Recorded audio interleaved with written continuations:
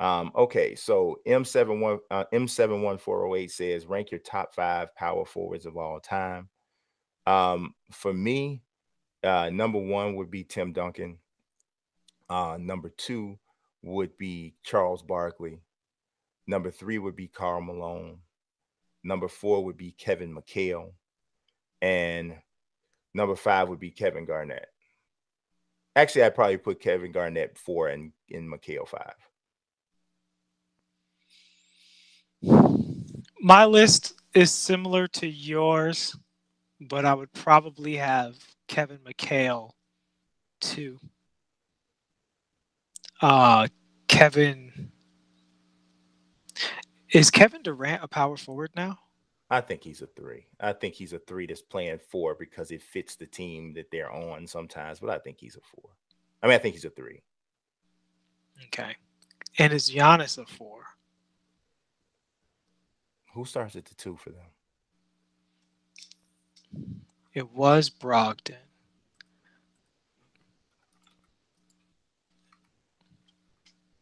Because if he, yeah, that I definitely would have to consider him for sure.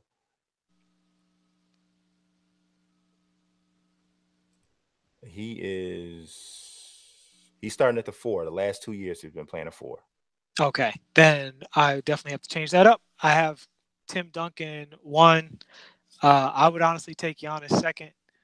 Um, I would take McHale third.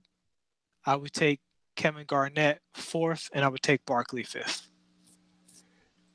Yeah, I don't know. I definitely wasn't think I don't know. I was thinking him as a three because I that's kind of what he came in as, Yeah, and but he still has he still has more years at the three than he but I guess he has a I guess his most dominant years as of right now are at the four. yeah. He looks like he's going to spend his prime at the four. I think he probably will. If he probably will, I don't know. Maybe I'll wait for him to play that a little My bit thing more. is, I may call me president of the moment, but I would take Giannis this year over everybody on that list outside of Tim Duncan. Yeah, no, So, and I watched I would a agree. lot of all of those other guys play. No, I would agree. I would agree. Yeah, The way he has been this year, I yeah. would take him over.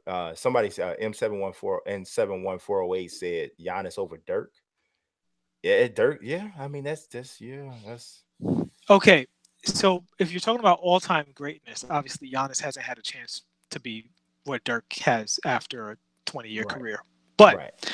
to this point in their careers, yes. Um, take out the championship year, yes. So if Giannis is simply what he is now for the next, is he 24? Good Yeah, Lord, yeah. so young. If he's what he is now until he's 32 years old, then yeah, I take him over Dirk, whether he wins a championship or not, because Dirk had the 1 year where I really do think that playoff run, he was the best player on the planet. And where did you have Karl Malone at again? I didn't have Carmelo on my list. Hmm. I'm disrespecting him. Karl Malone's my least favorite player of all time, but Yeah. I couldn't. I would not say that he's. I wouldn't do that, but Well, the thing about it is that everybody else on that list, with the exception of Barkley, I had Barkley on there, right? yeah, At him Broccoli fifth. fifth. Okay.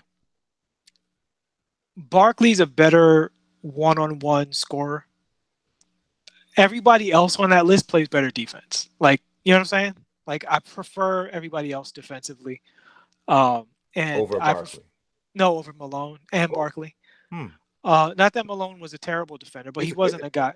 Yeah, yeah, but he wasn't a guy that I would choose to put on the other team's best inside guy. Whereas Tim Duncan, uh, Giannis, Kevin McHale, and Kevin Garnett, I don't mind sticking them down on the block with somebody and being like, take this guy who's going to get you 30 and make sure he only gets 19. Whereas Malone, eh, all time, like, honestly, I'm picking Barkley because I like him more than Karl Malone, not because I think he's better than Karl Malone. Yeah, yeah. That. I mean, I do think that Barkley's a better player than Carl, and the reason why I think Barkley was a better player than Carl is because Barkley could get his own shot. I never saw That's that. what I'm saying. I never saw that Like, Carl could get his own shot. yeah, Barkley was every bit the rebounder that Carl was, perhaps even better and yeah. smaller. Um, Prime Barkley was a freakish athlete. People That's the don't problem realize with that. Charles, is that Charles spent too much time out of shape.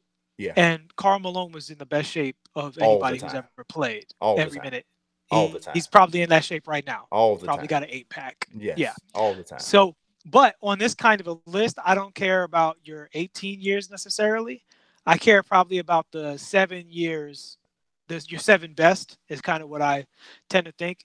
Giannis is so good, I allow him to break that rule. And I'm just like, this year, Giannis, he's so young, he's so good on both ends that, I mean, outside of Tim Duncan, I've never seen the power forward this good. I guess if you had to, if the person asking the question is saying, are we talking about over an entire career, which is kind of more of how I was taking it, then I would not put Giannis there yet, because here's the thing: God forbid Giannis get hurt and he's never the same or doesn't play anymore. What he's done already would make me go, wow, man, Giannis would have been really amazing. But soon he drifts off and we're not talking about him anymore. So if you're thinking about it from an all-time career standpoint, then Giannis can't really make my list yet. And I'd have to think twice as to whether I would probably replace McHale with Dirk, because of, like I said, from an all-time career standpoint. But if we're talking about game, just straight Right. game, Giannis pushes Tim Duncan, Yeah. pushes him for number one. He pushes him. He's that good right now. Yeah. And he's only 24. He's that good. So it just kind of depends on how you ask the question. Yeah. And I like to answer these questions more about game. And the thing about Giannis is I do think Giannis works in any era, where there's Absolutely. guys like Absolutely. Karl Malone, where I think in the more spread era, his pick and roll defense is going to suffer. Charles, same thing. I think McHale will be fine, and you play him at the 5. Tim Duncan just stopped playing yesterday, so we know how he'd turn out. Mm-hmm. But yeah, though it's really Garnett, Timmy, and Giannis. Those three, I feel like, man, I could take those guys anytime, Yeah, anyway. any era, any era. Yeah. Any era for sure. I give McHale more credit because he dominated in his era. I realized Larry in Parrish was there, but he was a monster, and also he practically, I mean, he pioneered so much of the post game. He's among the 3 greatest post scorers in the history of the game. Yeah, and even when you see him now, like broken down, super old, just the way he does the moves is like watching an old guitar player play. Dude, an old guitar player with like arthritis in his hands, but he hits that note, you're like, oh, I could tell you used to be a master. Yeah, Like yeah. that's Kevin McHale, so he gets third on the list for that reason. He got a move, man, that I literally learned watching him demonstrate it to somebody else. Yeah. And he gets the ball in the low post with his back turned, and then he swings around a reverse pivot to uses his left foot as the pivot foot, swings the right foot around, faces up. He swings the ball to the left. He throws the ball out to the right to create the space, goes to get it because he knows where it's going. And when he gets it, he spins back into a fadeaway. And obviously you got to have the touch to knock it down, but it's the footwork just involved ridiculous. Is just insane. Yeah, if you watch him talking to Miles Turner, actually, you can tell Miles Turner has never been taught that level of post game before. Like literally, if he just worked with Kevin McHale every summer, he'd be a better offensive player by far. Yeah. And the thing about Kevin is he's so, I don't even like to use the word fundamentally sound. His technique is so excellent. Yes. That when he does moves, it's the opposite of Dwight Howard. Mm-hmm. Dwight Howard does moves because he's seen the poses. He's been taught to put your foot here, to put your shoulder there. Kevin McHale moves with a purpose so that everything he does is creating a potential threat.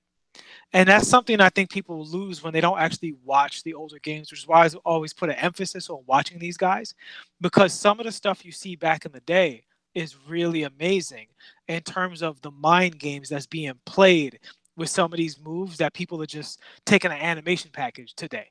Mm-hmm. They're not doing it with the same level of purpose Yeah. that they did back in the day. Watch Tim Hardaway do a crossover, even Isaiah Thomas. Watch Isaiah Thomas right now do a hesitation dribble. It's better than 90% of the hesitation dribbles in the league because he does it with a purpose that's actually a convincing fake. And when you watch these guys play, you actually get that. And I can't take that away from Kevin McHale, even though I think the versatility of the power forward increased in the Tim Duncan, Kevin Garnett era.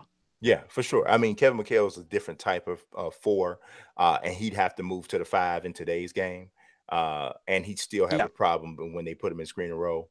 But I like I said, I You know what? usually, I'm gonna revise my list a little bit. I'm gonna put Dirk yeah, in number yeah, five. I To be think honest with you, Dirk, I'm gonna put Dirk in number five. He bumps off Charles and Karl Malone to me. I know it's not a popular choice, but honestly, I first of all, he won a ring beating everybody when he was the best player on the team, and he beat killers, just killer after killer. And he was in that same competitive West that Kobe we talked about earlier. You know, he had to deal with the Kobe's and the Tim Duncans and even Kevin Durant year after year, Chris Webber year after year. He had to deal with that, and he got a ring out of it. I respect one probably still the greatest power forward shooter ever. Um, Dirk's bad yeah, boy, he is, and he is. and that year he was actually playing better defense. So I definitely take prime Dirk over prime Barkley and prime Malone. Yeah, like I say, it really you have to define what the argument is. Are we talking about the players in their prime, or are we talking about all time as their career? Because usually when you say all time, you're talking about a career and not just Yeah, prime. I So think Dirk beats Charles and Karl Malone all time too. Like I know, I think so. I mean, he got a championship, yeah, and and and he got and he got it. and he scored. Did he catch Carl? I think he caught Carl right What? in No, scoring. no one's no. Carl hadn't been caught yet. Carl second. He's second. Kobe's third, I think. Okay. Michael was fourth. I think LeBron is fourth now. Yeah. Yeah. Yeah. Yeah. I know Dirk's right in the same category as Carl. He's right. He's right there. I know he's right there in terms of all time scoring. I know he's right there. So, but yeah, man, yeah, you gotta give him his props for sure.